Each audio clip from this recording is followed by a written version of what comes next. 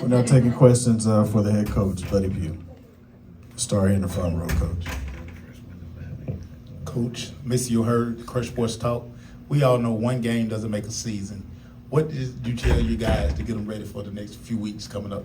That we had lots of work to do, that we had not played very well, and it was just our coach's fault, me in particular, as much as anybody. So don't think that I'm just gonna go out and drop this in their laps. And it was as much me as anybody, and we got to figure this out. We didn't do. Our offense was not very diverse, and we got to find a way to make that look a little bit different. So we got work to do, and I told them that. But I told them they also had to stick together and continue to work with us so that we could get ourselves to the point we could get better.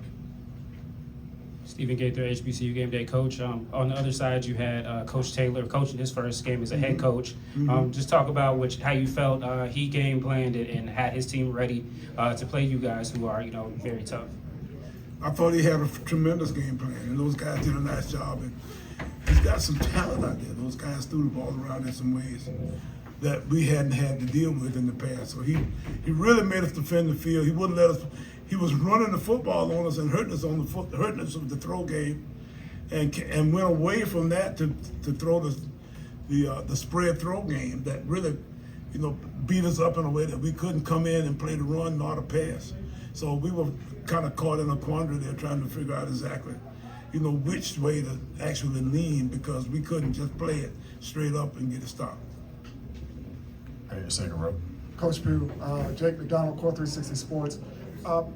Towards the end of the game, you replaced the starter with a backup, and was that looking towards just trying to get guys more reps, or what was the thoughts there? Yeah, you give a guy a chance to kind of sit back a little bit and kind of reflect and observe a little bit about, what might be. So at that point, then he went on about the task of coming back in the game and actually getting us down and getting us to the score. So he was actually still the most effective guy, our starting quarterback, Corey, was, even though we didn't necessarily plan on putting it back in. Come back. Hey, Coach, Shanlon Mack, WLTX. Just first off, you kind of mentioned Andre, well, you mentioned Corey, and then Andre ultimately came in for Corey. Just what are your thoughts on how he played? And then overall, you guys also ran Corey a little bit more towards the end of the game. Do you anticipate continuing that as the season progresses? Yeah, Chandler, I think we've got to figure that out a little bit. First off, we got to figure out how to get our offense to a point where we become a little less predictable. And we've had a game now to kind of go back and actually see how it actually, affects when we put it out there against an opponent. We've been practicing against ourselves for the period of time since the spring, and with these, actually Coach Howard, our coordinator, just got here this summer, so we didn't actually lose our coordinator until after spring ball.